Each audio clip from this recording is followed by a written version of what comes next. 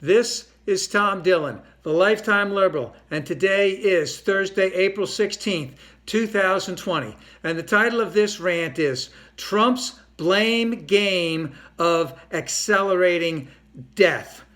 So we can fully see the sadistic nature of this president coming out right now as he is trying to open up the country back to economic success or whatever.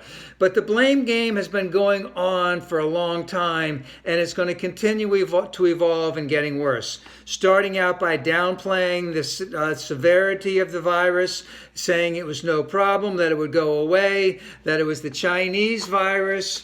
When it came that it really accelerated, that he had to acknowledge it. He was the wartime president who knew that the virus could do this fast.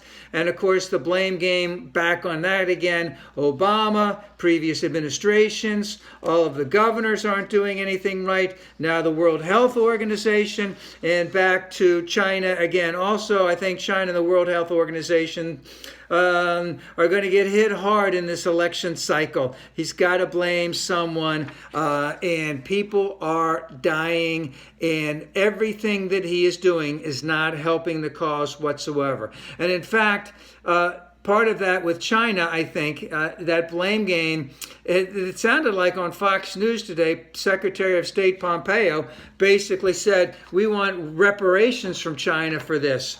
So that's the big part of the blame game. But we know he ignored all the early warning signs. We know that he was told repeatedly that he needed to get in front of this issue. And of course, the reason he did not, the sole specific reason, is he wants re-election, and the stock market was going to be his economic success story that would rocket him there. And of course, now we have a catch-22 about the whole thing.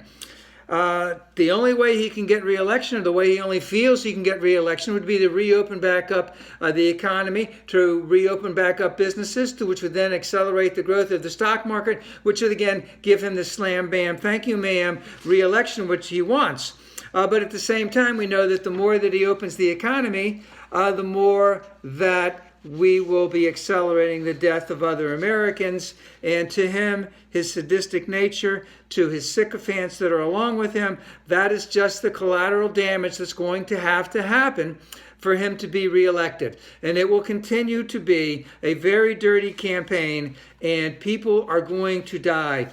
Now, the one thing I want to say about this is that, in my opinion, there is going to be a profound, a deep paradigm shift in the world on so many levels that if you want to say we're going to be back to normal, I'd say, yeah, maybe in 5 years. And we can go, there's a whole raft of reasons for that.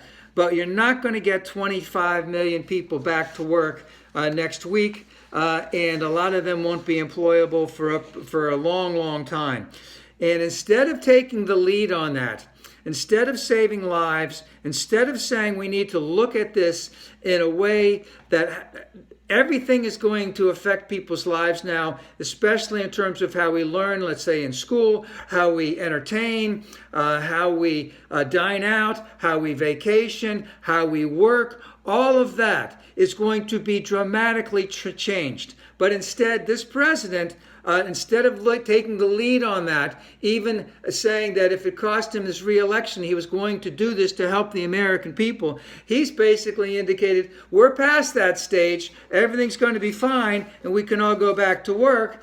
But he won't. But he can't do this. He doesn't know how to do this. It's not in his nature. He's too much of a sadist. It doesn't bother him that people are going to die. He needs to be reelected. And the death of, and the coronavirus deaths that are going to occur and have occurred will be him and all of his sycophants' most lasting legacy.